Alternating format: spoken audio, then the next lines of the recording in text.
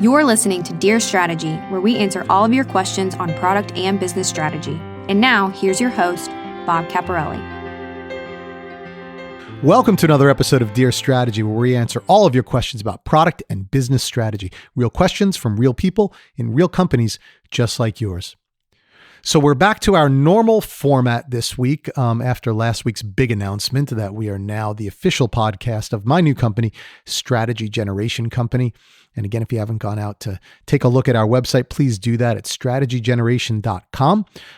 But as I promised in the last episode, I'm not going to make this a big advertisement for the new company, so I'm going to get right to today's question, which is, Dear Strategy, what is the best way to revitalize a product line that is operating in a mature or declining market?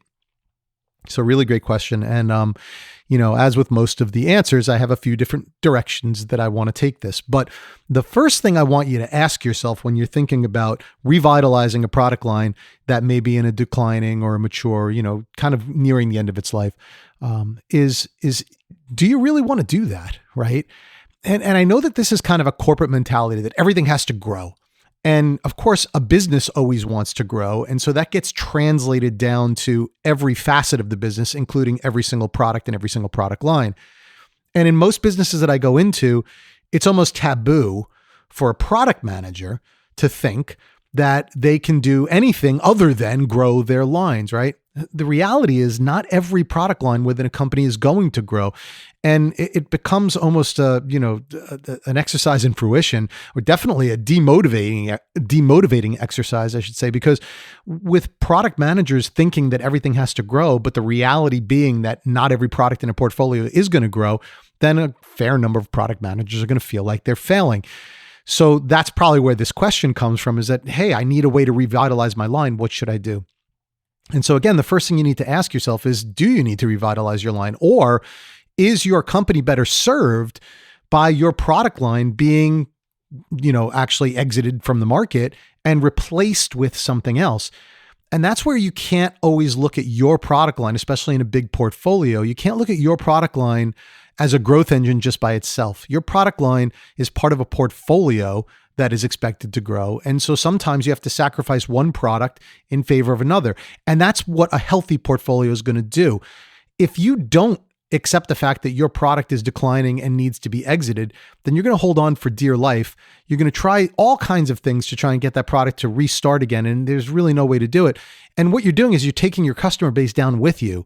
And eventually that product is going to become obsolete, and those customers are going to go to another company rather than going to something else that you planned within your company for them to actually go to. So there's a lot of reasons to actually get the mindset out that every product line has to grow and think more holistically about what should the overall portfolio do and where does my product line sit within that portfolio. So that's one thing that I want to encourage you to ask yourself.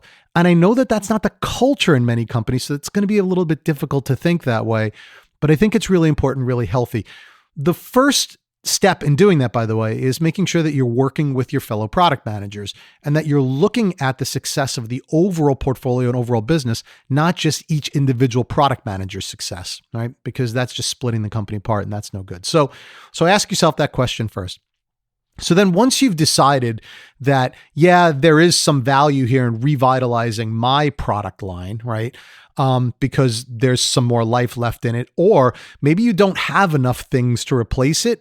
Maybe your whole portfolio is actually declining. And so you have to figure out a way to actually revitalize what you have. So those are all valid reasons that you would want to look at something on your product line. Well, then what I would do is I would absolutely, like we always say on the show, is go to the market, right? Don't look at it from your standpoint and say, well, I'm a dying star and I don't want to be.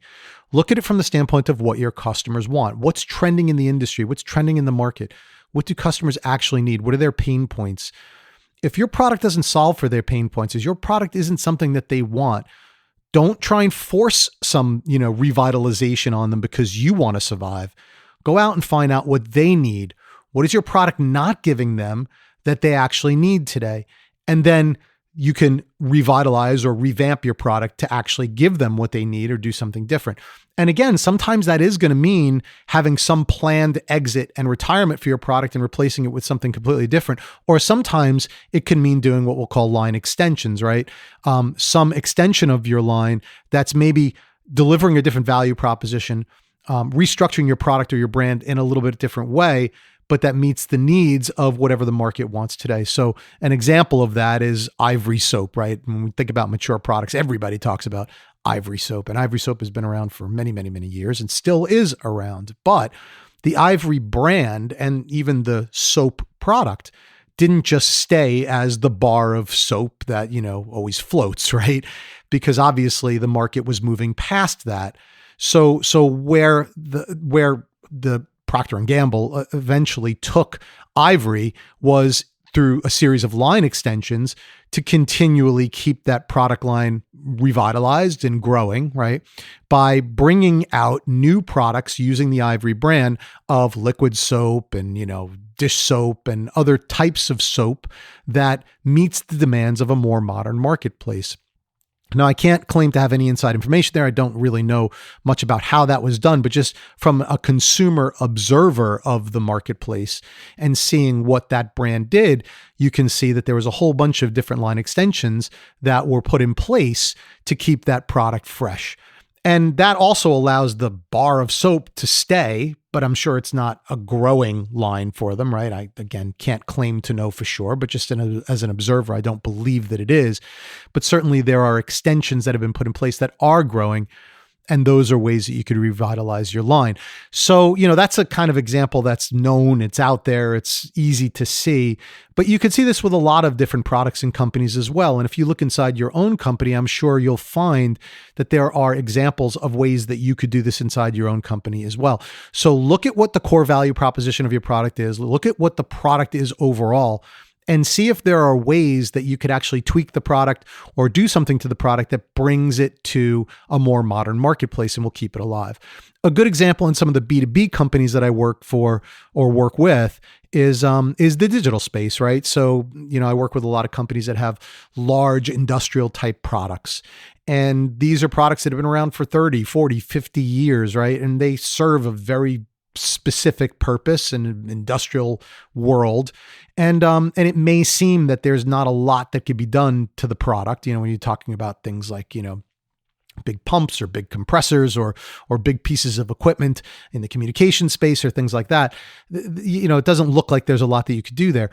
But in fact, you can, because you could look at, how do I add some type of technology to these products that will allow it to meet the demands of a more modern marketplace, giving it digital controls, giving them apps, giving them, communications abilities, the ability to store data and repeat back data and things of that nature.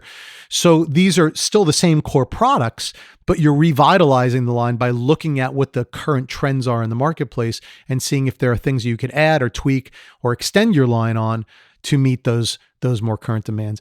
Again, it always goes back to the same things we've been talking about on the show forever, which is analyzing the industry, analyzing the marketplace, looking to see what's trending out there, what are the needs, and then seeing if you can revamp your product to accommodate those needs. Again, though, always keep in mind that if you can't find ways to revamp your product, maybe your product is just too old and there's really no opportunity to revamp it, then it may need to be replaced with a completely new technology, and you need to keep that in mind as well. So that's kind of the direction that I would take this. Again, the question, what is the best way to revitalize a product line that is operating in a mature or declining market? Answer number one is really ask yourself if you should be doing that, or if you really just need to retire the product and replace it with another technology. Answer number two is, if you feel that the product does have some life still left in it, then look for ways that you can do some line extensions or some tweaking to the product that would allow it to meet the needs of the current industry and marketplace that you're playing in. So hopefully that's a helpful answer. Again, if you have a question that you want to be submitted to the show, go visit us at dearstrategy.net. That's the official website for the show. I think you can get there from dearstrategy.com as well, so either one will work. But go ahead and click on the Ask a Question link in the top right hand corner of the website, and you'll be taken to a contact form where you can ask a question. And also, again, don't forget about the new sponsor or owner of the show, Strategy Generation Company. Go out and visit that website as well, strategygeneration.com, offering workshops and tools and training for this field of strategy. So we hope you'll check that out. And until next time, don't forget to make time for the plan. We'll see you back here on another episode of Dear Strategy. Thanks for joining. Thank you for listening to Dear Strategy with Bob Caparelli. To learn more or to submit a question to be featured on our show, please visit us at dearstrategy.net.